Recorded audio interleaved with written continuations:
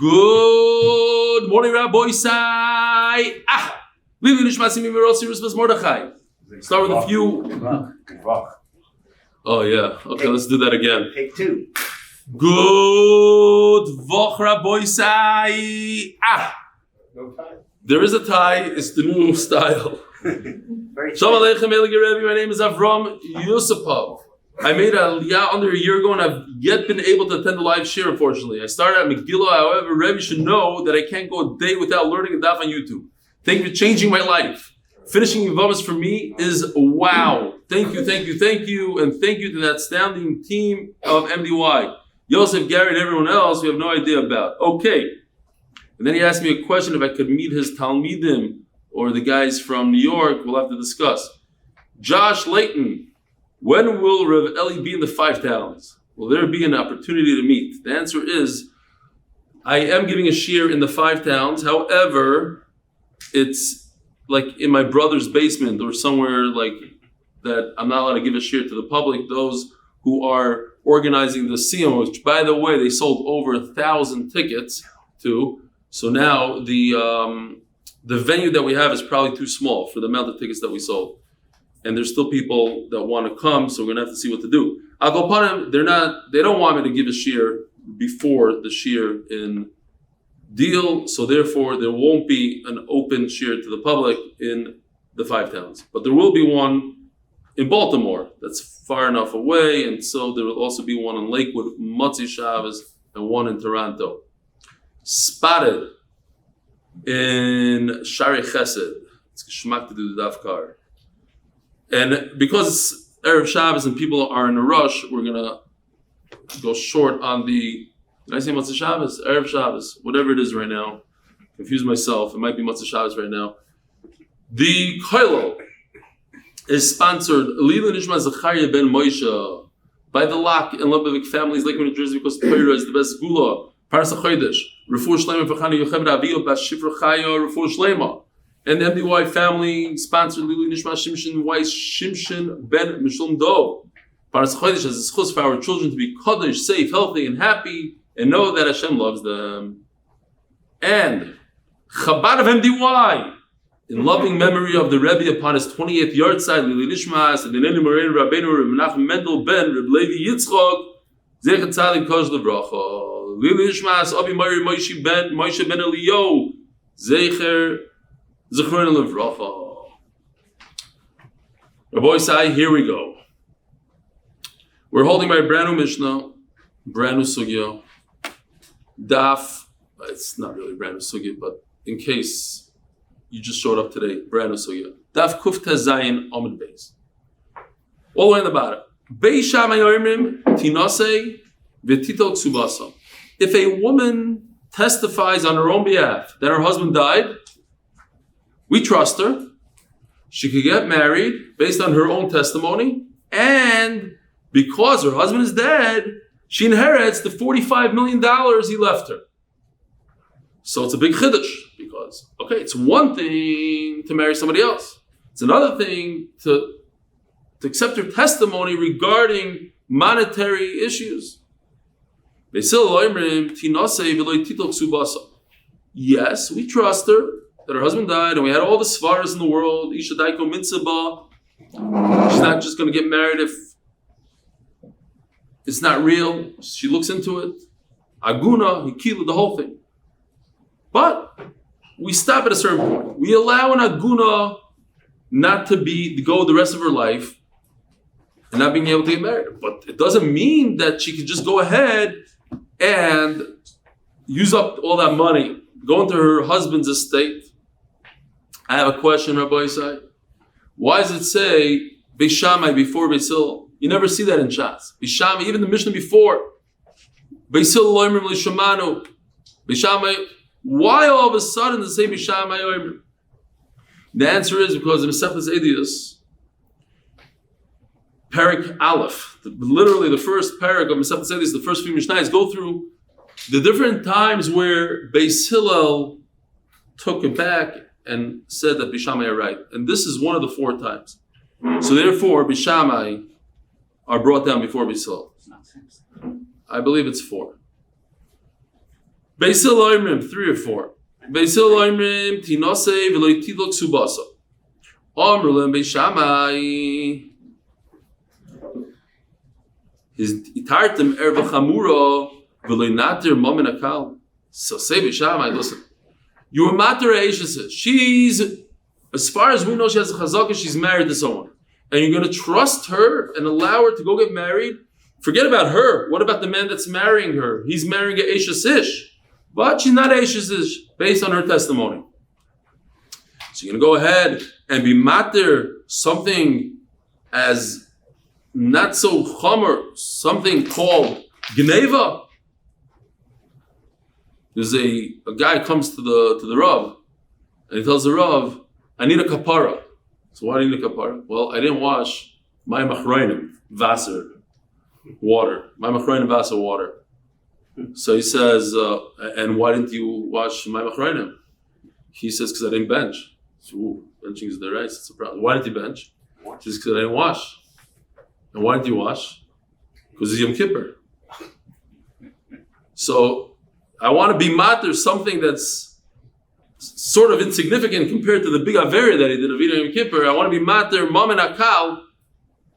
Certainly you should be mater Momen Akal if you're mater Eishes Ish. Omer Lem Beisilel Motzinu She'eno Achim Nechnasin L'Nachal Apia. No. Beisilel have a great raya. Look. If you have brothers that are ready to pounce on the Yerusha, because whatever it is, he had a kid, but he died later, whatever, there's a Yerusha that there's no son, but the brothers are waiting there. We don't allow it based on her testimony. So you see that we could chop her testimony in half. We allow her to get married, but we're not going to paskin Hilchas Maminas based on her testimony. This is actually, when I was reading it, I thought maybe this is a hint to us. We have to learn Masechtas Ksubas. We should learn Masechtas Ksubas Rabbi Tzvi. Somebody said a good, I forgot to write his email. Well, I didn't forget. We didn't have time for it. Somebody wrote, there's another segula for learning Masechtas Ksubas, I should say. And that is, the Rebbe Medetsky used to tell people that don't have Shidduchim, learn Ksubas. That was his go-to Masechta. Ksubas for Shidduchim. Ksubas for Shidduchim. You hear that in his Sanal Gantz? I'm sure he does. He's not hearing it, but Benzi, you can tell him I said it. Ksubas for Shidduchim. It says in the Ksuba, I looked it up, I didn't really find it in the Ksuba. Maybe I didn't. But even if it doesn't say it in the Ksuba, it should say it in the Ksuba. That what? Shim tinasi la'acher titli Ksuba. Titli mashikasav lichi. If you get married to somebody else, then you're entitled to your Ksuba. So you see that one has to do with the other. Getting married to somebody else and receiving the Ksuba are one and the same. At the end of the day, Beisil said to Beishamai, you are right. And if we trust her for Erva, we're going to trust her for Mamanas. So we also trust her that she could go ahead and get married to the Yevamos. Nisyabma Yevama Nichnas Lenachla Pia. So the Gemara is going to bring the pasuk, but it's just interesting we learned it and just to do chazara. What does the pasuk say? You and I, if we were to read the pasuk, it says if she gives birth to a firstborn bechar, that firstborn bechar should be in the name of his father. Well, that's not what the pasuk says. The pasuk is telling us v'haya bechar, that who should perform the yibum? The eldest brother. That's how we learned back in the day. Remember? V'haya bechar. But what does the continuation of the pasuk say? Yakom Hashem achiv ameis, that he is instead of the brother who died. In other words, he comes in, he takes over, he gets the entire Yerusha. Says the Gemara, Hein darshu midrash ksuba, anu lo midrash medrash Torah. Beishamai, they went ahead and they were darshaning what it says in the ksuba. Certainly us, we should definitely darshan the Torah. Yakom Hashem achiv amar chmona varikam, and look, he took over, so therefore he should be getting the Yerusha. Omer Rav Nachman. Bas lebezdin v'amra meis bali hatiruni linase. Says Rav Nachman, she comes to Bezdin. It depends how she asked the question. Yeah? There was a story, two Bali Tshuva. They're sitting learning, and they had a question: could you smoke a cigarette while you learn? Let me smell. So one Bali Tshuva gets up, goes over to the Rashiva. He says, "Hey, I'm learning. Could I smoke?" He says, "Absolutely not." She comes back to his chavrusa and tells his chavrusa. The Rashiva said no. So the chavrusa said, "Let me ask." He goes back to the Rashiva. He says, "Listen, I'm smoking. Could I learn Torah?" He says, "Yeah, of course." So it depends what comes first and how you say it and how you present the question. She comes to Bez and she says, Meis Bali, I need to get married. He died. She asked it the right way. We allow her to get married and we give her ksuba.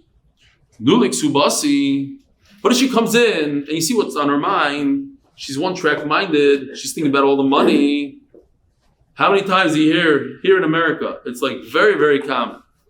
First thing, if somebody gets killed, they right away look to see if there was an insurance policy. Did the wife kill the husband? Did the husband kill the wife? Because that motivates people. You see what her motivation is. She comes to Bezin. First thing is, hey, where's my ksuba? Where's the ksuba? There's other more important things. Can I get married? Am I a guna? Why are you talking about money right away? You see what she's thinking about. She has something up her. She's thinking about money. If you're thinking about money, we're not even going to allow you to get married based on your testimony. You're a liar. What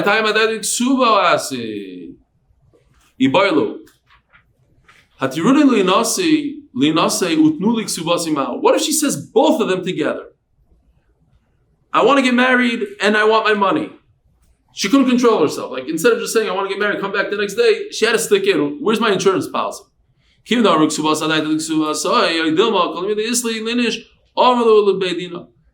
the one hand, maybe she's thinking about the money. On the other hand, when she comes to Bezdin, she just wants to put everything on the table.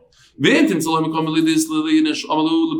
going to say, yeah, she was correct for saying that she wants her ksuba, because when she's there already, let her just say, could I get married? Could I get my ksuba?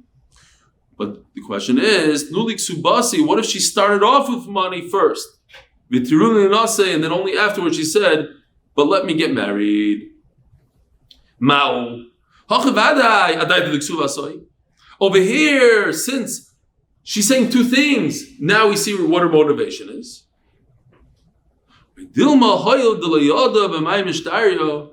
Perhaps, Rashi says a very interesting thing here.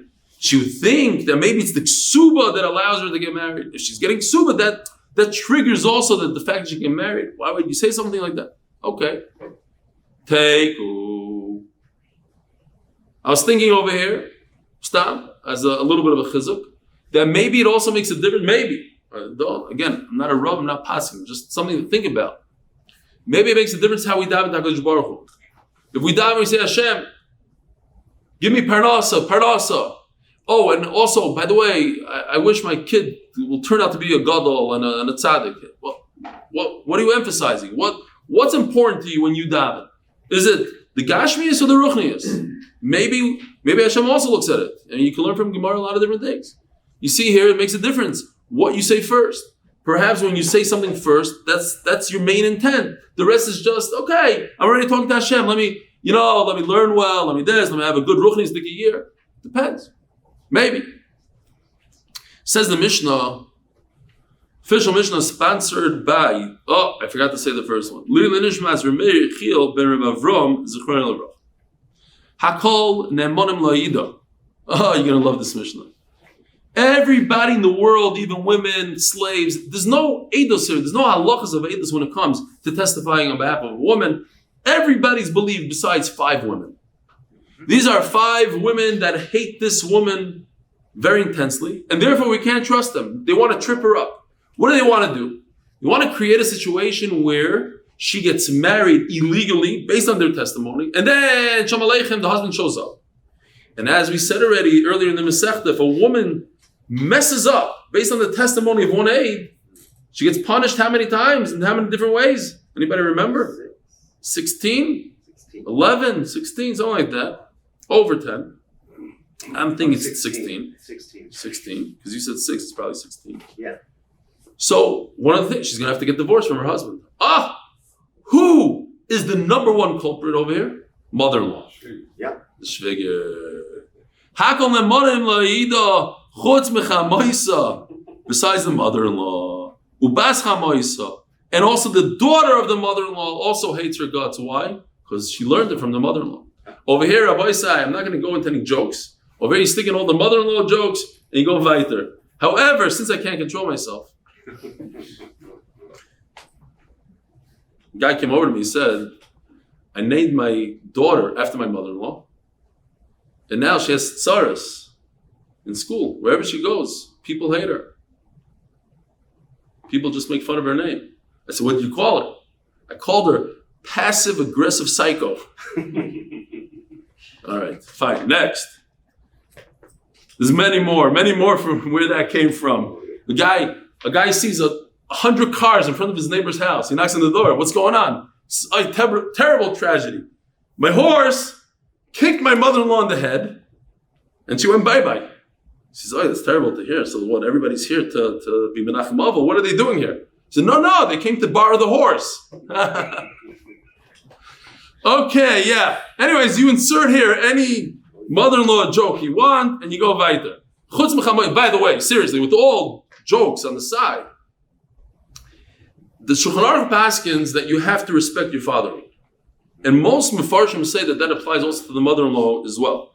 So, as much as you love your mother-in-law, don't love your mother-in-law, you probably have a chiyuv of kibbud avein for your mother-in-law. Who are the ones that argue? Huh? Who are the Mefarshim that argue? Those, okay, fine. Very good. Vitzarasa. The tzara. What's a tzara? The tzara is the co-wife, her co-wife. She is married to a man. That man has another wife. Now, that other wife hates her guts. It's very understandable. That's normal. That's why there's a cherem de Rabbeinu Gershon that you shouldn't marry two women.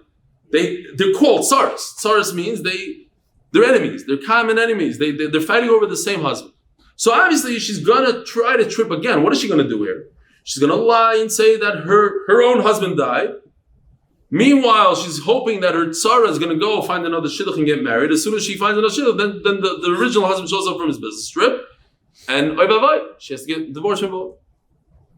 V'yevimta. What's v'yevimta? V'yevimta is, think about it. If this woman falls li'ibum, somebody comes and testifies that her husband died, and therefore she falls li'ibum. Who's the one testifying here? The other wife of the Yavam. Okay? She's married to Reuven, and now she's false to Shimon. Shimon is her Yavam, but Shimon already has a wife. It's okay. He's still chayiv in yibum, right? It happened to my cousin Hillel. His brother was nifter. Hillel was already married. He watches the shir every day. He sends in, I did it like this on chalitza, like that on chalitza. And so even though he's married, he still has to do chalitza. The halacha of yibum still applies because the Reis can marry two women. So that Yevamos is not believed. Now wait a minute, think about it for a second. Taisus asks a bomb question here. Why is she not believed? What is she trying to do? She's trying to say that woman has to fall li'ibum, and that woman is going to marry her husband. Why would a woman in her right mind ever do something so silly? She's now bringing the Yevama into her life. By killing off her husband, by killing off Reuven illegally, that means this woman falls to Yibum illegally. And guess what? She's going to be a co-wife now with this woman. Why would she bring that upon her early than necessary? You hear Taisus' question? Is anybody following me? You know what Taisus says? Incredible. When it comes to hatred, this future Yevama is so concerned that this woman might fall to Yibum that she makes up a story today, and this woman is going to be with her husband for 5 minutes or a couple of days. She's hoping that her real husband is going to show up and then she's going to get divorced. She's willing to sacrifice her own husband for a few weeks, as long as this woman should never ever fall to her husband forever. You hear the hatred. Well, I'm thinking about it now. As I was reading places, like, wow, that's steep. But it's very possible. Let's say a guy's literally dying in the hospital, and she's making the cheshbon. Wait a minute. In 5 minutes from now, she's going to be the Yevama. Let me trip her up right now and say that your husband already passed away from whatever disease he has in the hospital. And Memela, you know what I'm saying? That's the cheshbon. Says the Gemara. Yosef ben Zev is trying to reach you. I don't know.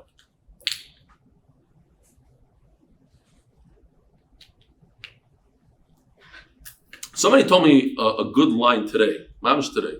He said his father tells him all the time, he says, well, first of all, Rabbi Twersky says that when you hate somebody, you're just giving them space in your head, rent-free. But the line that this guy's father always says is, he says, who's worse? The guy that you hate, or the guy that reminds you what a terrible thing that guy did to you? And he keeps on reminding you, hey, so remember what that guy did to you? And he said, oh yeah, I hate him. And then he comes a week later, remember what he did to you? Oh, I hate him. So who's worse? The guy that keeps on reminding you.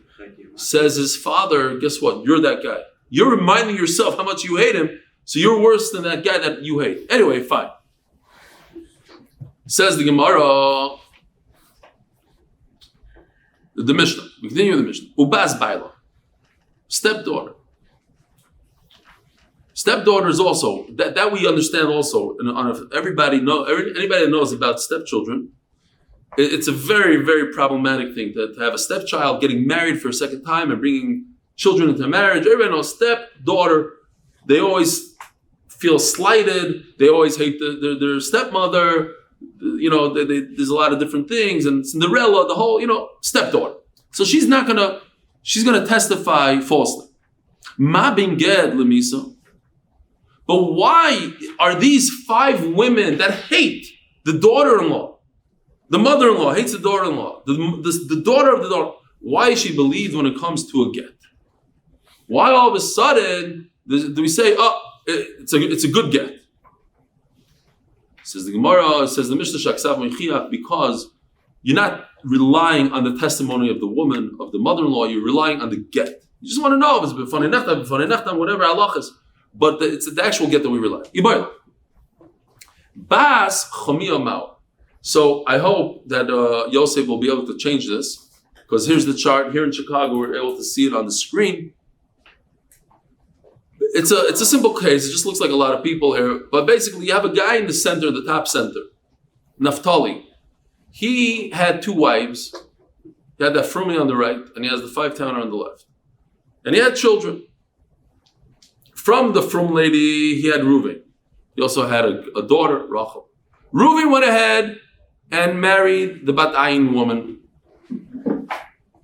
The 5-towner had another bunch of children. Yeah, Shimon, Levi, Yehuda, doesn't matter. And a daughter. So if you think about it, the daughter, I wrote underneath the daughter, Leah. You see Leah? What is she in this picture? Bas Chamiyah. Because the 5-towner is a mother-in-law. To who? All the way to Batayin on the right. So here's the question. Is it recording? It's recording. What does he want to know? He wants one of the cameras to be turned to the left. I'm not sure which one he meant. He said, don't interrupt the share. Maybe this. I could turn it. It's not a problem. Like that, maybe. Okay. Bas Chamiyah. So, could Leah, you see the Yerushalmi lady Leah, could she testify that Bat Ayin's husband Reuven went sideways? Bye-bye. Now, what's the question? Time of the Bas Chamoisa, typically why the daughter of a mother-in-law can't testify, Mishum de'ika, Imo desanyula, because the mother hates her, Hinami sanyula. If typically a daughter follows her mother's lead, if the mother hates somebody, the daughter will pick up on it. Yeah, my mother hates my sister-in-law. I'm also going to hate my sister-in-law. But over here, but over here there's no mother. Look, the mother, the five-towner, has nothing to do with bad ayin.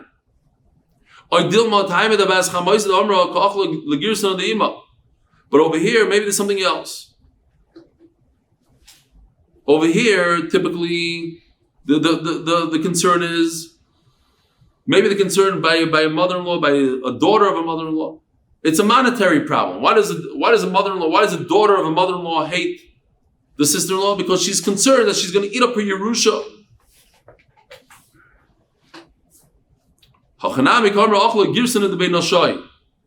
Over here, Leah hates Bat Ayin because Bat Ayin in a way is going to take Naphtali's Yerusha. They're going to share in Yerusha. She's coming into my Yerusha. I'm losing money because of Bat Ayin. You see, even though Bat Ayin is from another mother, they share the same father in the middle, but they have different mothers. But yet, Bat Ayin's husband takes money from Naphtali when he dies. So Bat Ayin hates her. Leah hates Bat Ayin. Leah doesn't get Yerusha. What? Leah doesn't get Yerusha. So we're talking about that the brother. You're right, but the brothers get Yerusha. The brothers inherit. So there's some sort of. At the end of the day, you asking what Rashi's talking about? Rashi says that the money, her mother's money. We're talking about the father's money now. We're talking about Naphtali, not so much the mother. Leah, who are you talking about? Leah? She don't get the money. Yeah, Leah. Oh, you're saying Leah herself? Yeah, but she doesn't want somebody else eating into her father's nechasim. It's like a stranger. I don't want strangers here. My brother's one thing, but strangers, no. Says the Gemara Toshma. If you are correct that this lady with the green square underneath her, Leah, can't testify, so how come she's not in the Mishnah? How come she's not one of the people? It says only 5. V'misa, she's having, according to you, the 6. Says the Gemara,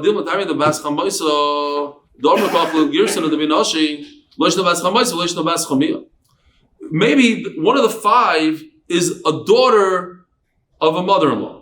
So what's the difference of daughter and mother-in-law? If it's the daughter of a father-in-law, daughter of a mother-in-law, it's the same idea. The concept is the same. So we said the concept. We didn't say the type of people. We're talking about the concept. People hate each other because they take away from my parents' Yerusha, whatever it is. That's the problem.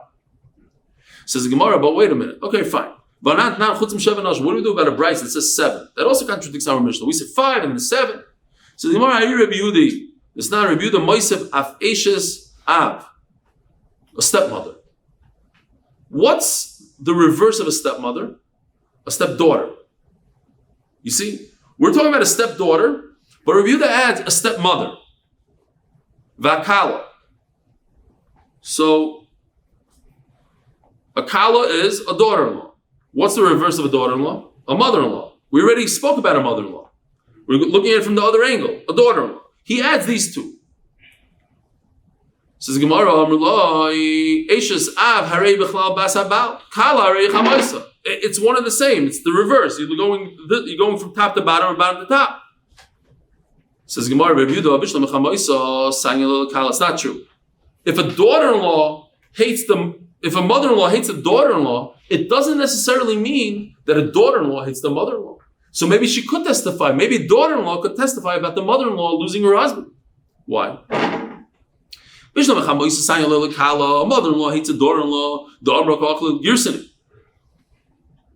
Because she's saying that she ate into her Yerusha. By the way, this thing is dying.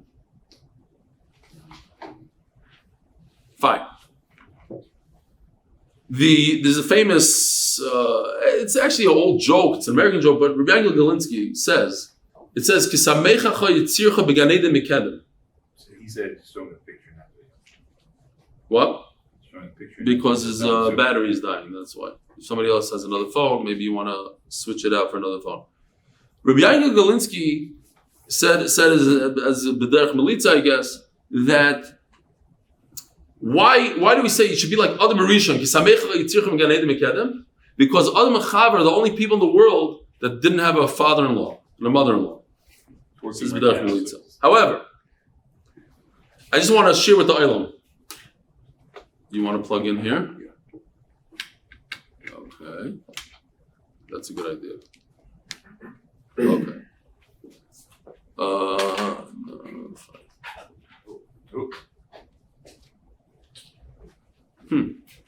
Interesting.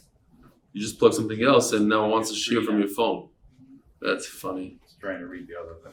Okay. There it Okay, it went back. Great.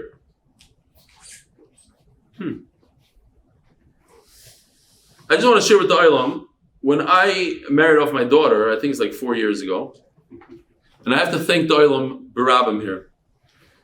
A number of people came over to me and said, listen, I want to give you a piece of advice. They said the same advice. Said, when it comes to your son-in-law, keep your mouth shut and keep your wallet open. And for me, I like to give mussar once in a while and give a few hours here and there, help people out, this and that, as I'm doing right now. But when it came to my son-in-law, I could say, I don't know, maybe he'll argue with me, but I don't think I've ever told him a single word. I mean, he's perfect. He never made me nervous or anything like that. But I never said a word to him. I never said, hey, don't do this to my daughter, or it's better if you do XYZ to your son. Because at the end of the day, you have to be smart about it. I'm just sharing with the Olam. If you have a son-in-law or a daughter-in-law, it's best if you keep your mouth shut at no matter what. Keep your mouth shut. You're never going to gain by saying something to your. I better take this off because this messed up everything for some reason. Oh yeah. Wow. Yeah. Okay. Let me see if OBS is even working. No, I froze up here in OBS. Okay. I don't know. We're gonna have to figure it out later. I'll go part of it. Maybe somebody else wants to Switch phones. Well, once we messed it up, we might as well just have Zoom now at least. Fine. But the other thing is, if we're already talking about a son-in-law, then also the son-in-law should try as much as possible to make sure that the mother-in-law doesn't have that jealousy, whatever it is. There's things he could do and say that the mother-in-law shouldn't be jealous of her daughter-in-law. You shouldn't have that hatred over there. There's a natural hatred for whatever reason. Okay. Says the Gemara. One other thing, Erev Shabbos, why not bring this on? The famous Chavetz Chaim. It's kedai to say here, we're talking about fighting between people. The Chavetz Chaim says, like a mashal. Says two children, a person has children at the table, he's feeding them, they're fighting over food, right? Children love to do it. You got more than me, you got less than me, fighting, it's not fair. The smartest thing for the child to do, obviously the child doesn't have that kind of seichel, they like to fight. The smartest thing for the child to do is to go over to the father and say, listen, I don't want to fight with my sibling, but it would be nice if you could give me a little bit more chocolate, and what is the father naturally going to do? Of course, he'll give him more. So obviously the mashal is pasha. Instead of fighting, somebody starts up with you and fights with you. Instead of fighting back, you say to HaKadosh Baruch Hu, look, this guy wants to steal from me, he wants this. Could you do me a favor, just give it to me from another angle? And obviously Hashem, who's our father, is going to listen a lot quicker than you fighting with that person. Says the Gemara. If that's true, what you're saying, Bishlam Abbas Abal the Sanyalations by the wide line. The Sanyalations have the Omra Kachlu Girsini Deim, Elations have my time of Sanyal Labas Abal. So it's just going nuts, huh? And Zoom is not working anyway, so you might as well just. Says the Gemara, Bishlam Abbas Abal the Sanyalations have the Omra Kachlu Girsini Deim, Elations have my time of Sanyal Labas Abal. It's great that a husband's stepdaughter is going to hate the stepmother because she's worried that she's consuming her Yerusha. My time is on the. But why does the stepmother hate the stepdaughter? Great, but you just told me a reason why it shouldn't be in the Mishnah, not why it should be. You didn't give me a reason why she can't testify. What you're just telling me is there's no reason for her to hate her. If there's no reason for her to hate her, then she could testify about her.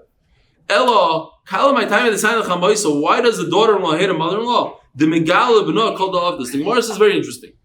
That a mother-in-law in those days, think about it. The husband would go off to work all day. So when the husband came back, the mother-in-law would say, "Hey, by the way,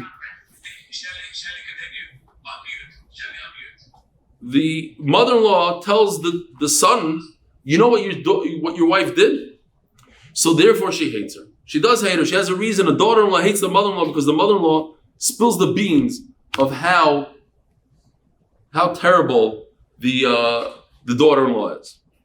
Says the Gemara, Eshes Av Nami Sanya Labasabal. So too, the father's wife hates the daughter of the husband. The Megala Avia called Avda, because she tells the father everything she does. Rabbanon, here comes a major yhortzeit in Shas in the Torah. Kemayim haponim laponim.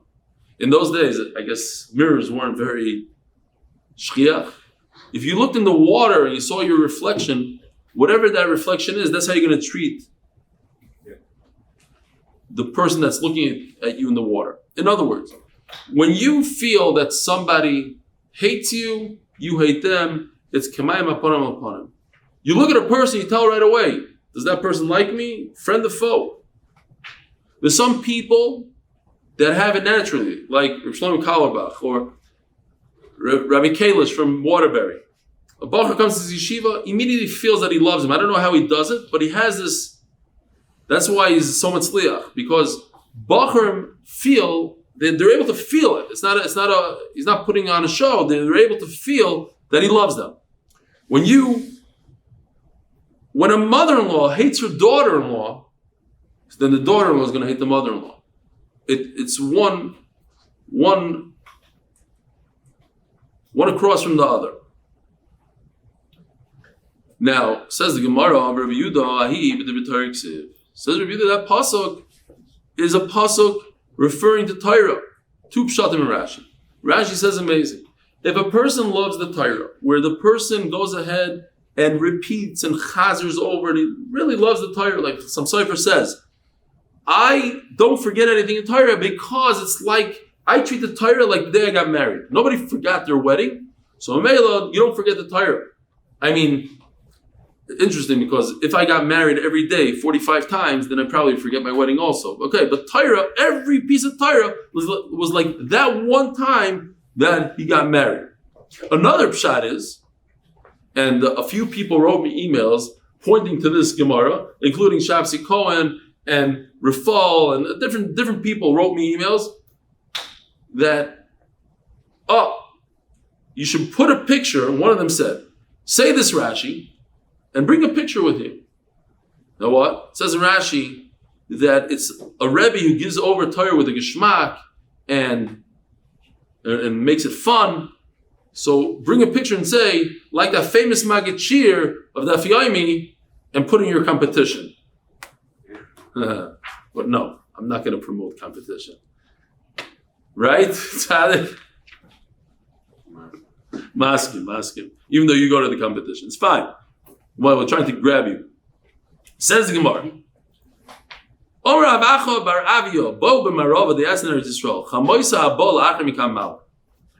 don't know. We have to get out of here for a second. Let me just.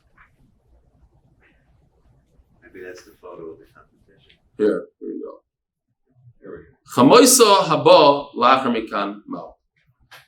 In other words, very, very simple case. Reuven is on the right? You have Naphtali again on top. He married two women. He had two sons, Reuven and Shimon, the Baldwin brothers. You see them, we know them. No, Reuven is on the right. You see his body laying underneath him. That's the question mark here. Did Reuven go bye-bye or not? Reuven is married to Badai. Great. Now, look at the five-towner. The five-towner on the top left corner. Could she testify that Reuven went bye-bye? What's the problem? Because if in fact Reuven went bye-bye, what happens to Badayan? She falls to Yibum, to who? To Shimon, the brother. Shimon, the brother. And then she is going to become Badayan's mother-in-law. So could a future mother-in-law testify about a future daughter-in-law and make her a daughter-in-law through this testimony? It's not necessarily a daughter-in-law. Maybe the son will decide to do chalitza. Says the Gemara.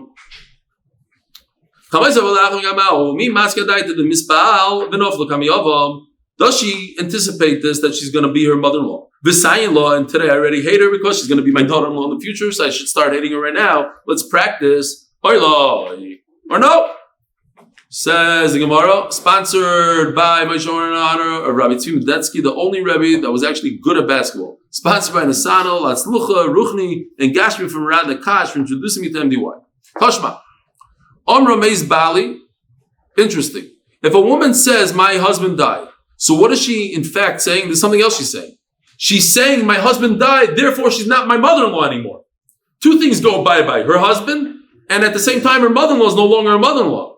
She's a late, how do you call it? When the husband dies? Not a late mother-in-law, ex-mother-in-law, something mother-in-law. Anyway. So maybe now that she's testifying that her father-in-law died, it's not really testimony about a father-in-law and a mother-in-law. Why? Because she's no longer her mother-in-law. She was her mother-in-law 5 minutes ago before she testified about her own husband.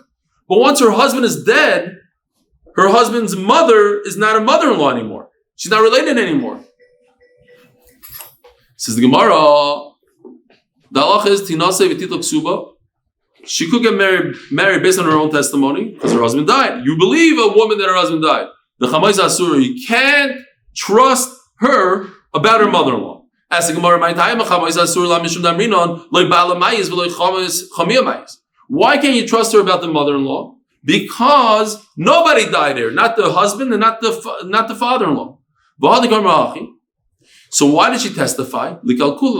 She hates her mother-in-law so much, she wants to destroy her mother-in-law's life. That even though right now, think about this. So Rashi says something interesting that you're all going to argue on.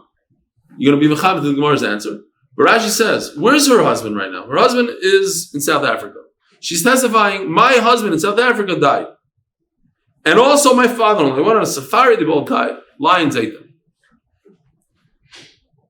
But right now she's not suffering, says Rashi, from her mother-in-law. She only suffers from her mother-in-law when she has to go there for Shabbos with her husband. But her husband's out of town. She's not suffering from her mother-in-law. She really doesn't hate her mother-in-law right now. And nevertheless, she wants to mess up her mother-in-law's life and lie to her mother-in-law and tell her that her mother-in-law's husband died. So what's the answer?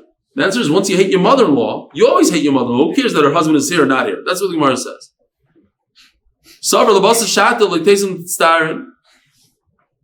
I'm going to punish my mother-in-law now so that when my husband comes back, I don't have to deal with my mother-in-law anymore. For future reference. So here also, what do you see? When it has to do with the future, a future mother-in-law, you shouldn't trust her because a future mother-in-law is going to anticipate that she's going to hate this woman and she's going to mess up her life right now. Says Gemara, the Mashani Asam, the Rogish Lotzara. No, the reason why we don't trust a daughter-in-law, even though she's not suffering from her mother-in-law right now, this moment is because she suffered from her in the past. She hates her so much. The sin is there. She wants to get rid of her mother-in-law. Says the Mishnah. Sponsored. Leilu Nishmas. Meir Yechiel ben Rebbe Avram. The official Mishnah. Eid Omer Meis Venises. 1 aid testifies that the husband died, and based on that testimony, she goes ahead and she gets married. And then another aid comes and testifies against. Here's the problem, the dilemma. A woman gets married based on 1 aid, that's okay. But what happens when another aid undoes it? Now, if 2 aidim come and undo it, we have a problem. But if 1 aid comes, harezu loiteit say she doesn't have to get divorced. Aid omer meis, ushnayim omer loy meis. This is the second case. 2 against 1. Now 1 has the halacha like 2. We believe him 100%. But in this case, we have 2 real eidim that come and contradict him. Sorry, I jumped. She must leave her husband. Why? Because we have real testimony that her husband is still alive. If 2 testified that he died and 1 testified that he's not dead, what do you think the halacha should be? We go by the 2 eidim. So what's the chiddush? Even if she didn't get married But based on the testimony of the Eidim, she could get married. Go ahead and get married. I don't care about the one Eid Echad that says that her husband is still alive. And the Gemara is going to explain what the Chiddush is. Says the Gemara, time in the Nisas, Haloi Nisas, Leitinasa. It's because she already got married based on the testimony of one Eid. That's why she doesn't leave her husband. But what if she didn't get married? He came, he testified in court, she didn't have the opportunity to get married, and another Eid, Echad, comes and contradicts her. Him. It seems like she cannot get married. If there's one Eid, and the Torah says you're allowed to get married based on the one Eid's testimony, where else in the Torah, Boisai, for 100 points, where else in the Torah says we can believe one Eid? By Saita and by Egla Rufa. So if the Torah says I believe one Eid, then I believe him as two Eidim. So over here we trust him like two Eidim.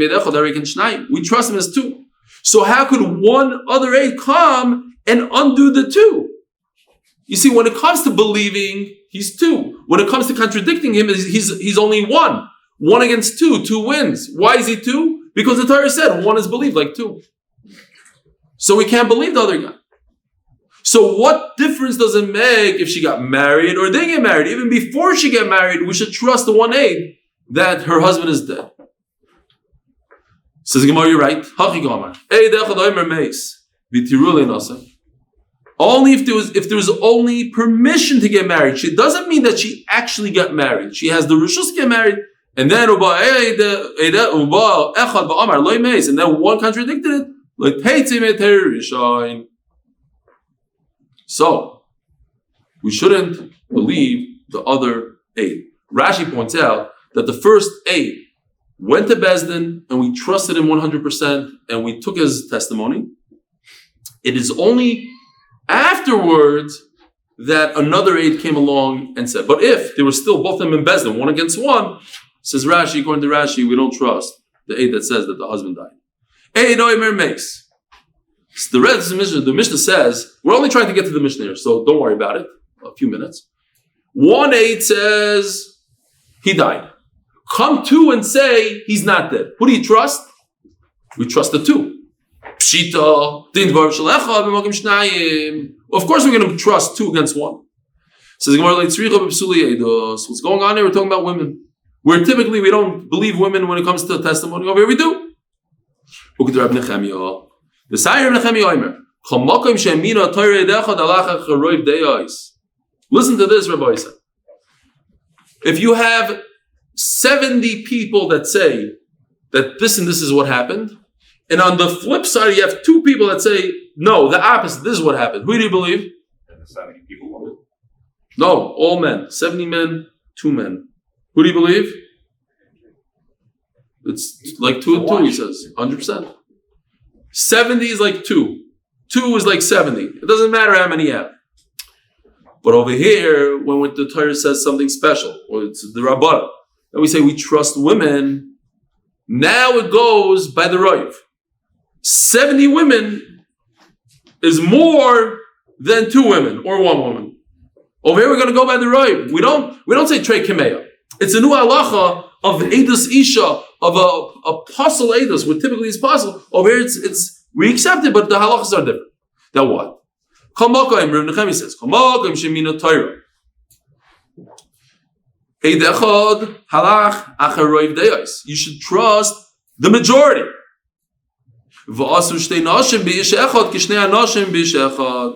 And we say that 2 women against 1 man. You have 1 man that comes and says, listen to what happened. You have an Eid Echad, a man, but he's 1. 2 women beat him. Because this is different than regular testimony. Typically, 2 is considered the most you can get. 2 and 70 are the same. But over here, 1 equals 2. 1 man is like 2. No.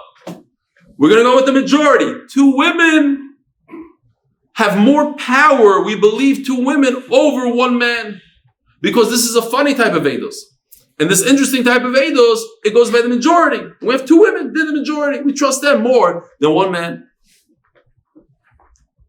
And therefore what? Listen to this.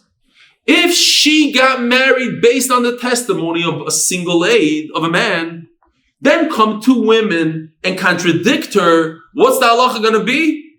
She must get divorced.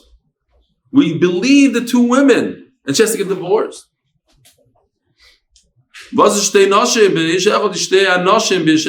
like two men could undo the testimony of one man, so two women could undo the testimony of one man, because it's a different type of edus of it. Or another pshat is, we both say, not that far. No. If one man came along and he testified, we're going to trust him like two men, and therefore two women can't undo it. What happened was, it was a woman that we trusted. Who's the Eidecha? Not a man. This pshat in the Gemara is different. One woman came and she testified that so-and-so's husband died, and we trusted her. And then the Asay Ishimikar.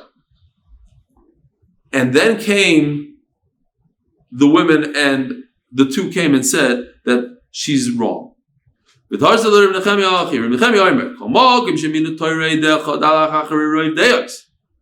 the Torah believed one man, we go by the majority. But we trust the two women now that contradict the original woman, and we trust them over her. But two women against one man, like we said before, it's like tray. So again, before the first teretz of the Gemara was, one man will be beat by two women. And now we're saying no. One woman will be beat by two women. But one man has the power of two men. And two men equals 70 men. So 2 against 2 is kepalga. Few more lines. Shnai Morim makes. 2 say that he died and 1 said he didn't die. Michael Mashmalan. Is that what I said before? I hope I didn't make that mistake before. Michael Mashmalan, what's the chiddush?